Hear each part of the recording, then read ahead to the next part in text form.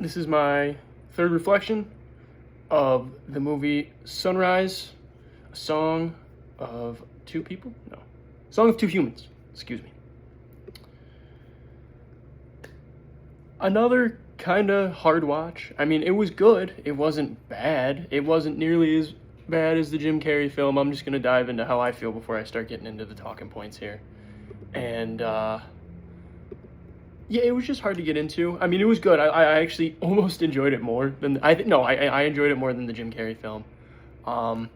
It's just silent and black and white, so it's hard to really black and white, but it's hard to really get into it.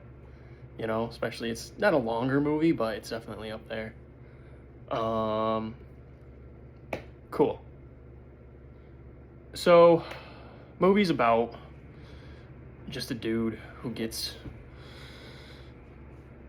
seducted or like seduced by a woman in the big city, and then they come up with this plan, or seem to come up with this plan to kill his wife on a boat, but the wife escapes. And I was a little confused by the movie, I won't lie, just because there's no sound and it's hard for you to, really pay attention to what's going on. But I thought the idea of it was really good. I do have some notes.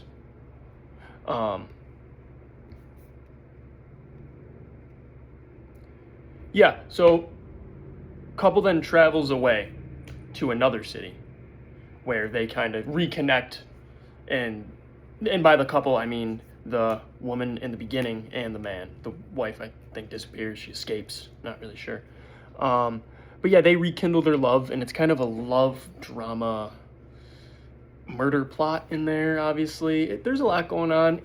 I really thought my main takeaway was the shots. The shots, the angles, the cinematography, the way they would pan, and the couple would kiss, or they would focus in really on the dude's face.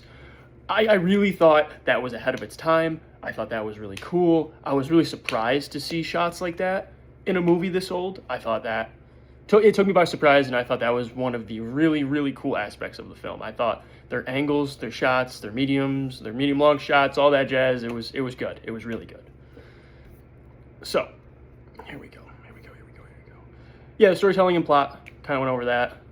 Character development, the development happens more second half. I feel like it's just a big it's not a mess, but there's a lot going on, and then the two of them start rekindling their love and getting to know each other better. Again, it's hard to say that because you don't really know for sure because you can't hear them, but you can make that assumption. I got themes and messages. Yeah, the themes is I want to say loyalty, but that wouldn't work because he's not faithful or loyal to his original wife. But I would then throw in like temptation or lust as an overall theme there. But I definitely think love entirely is a theme. And I guess that's too broad, but what are you going to do?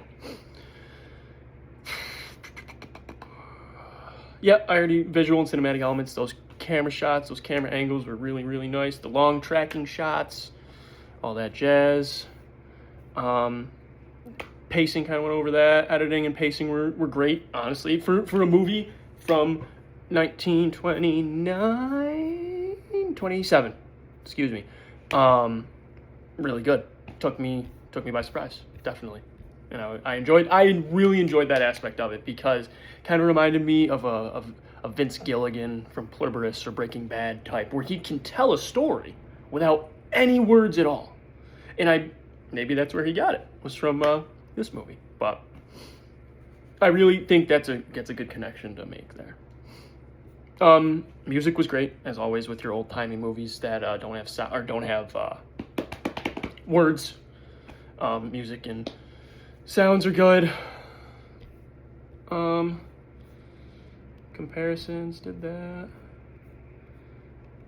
Yeah, it's kind of all I got. Wasn't a bad film. It's just hard to get into because, again, it's silent, black and white. But enjoyed it more than the Jim Carrey film last week or the week before that. And, yeah, looking forward to the next one.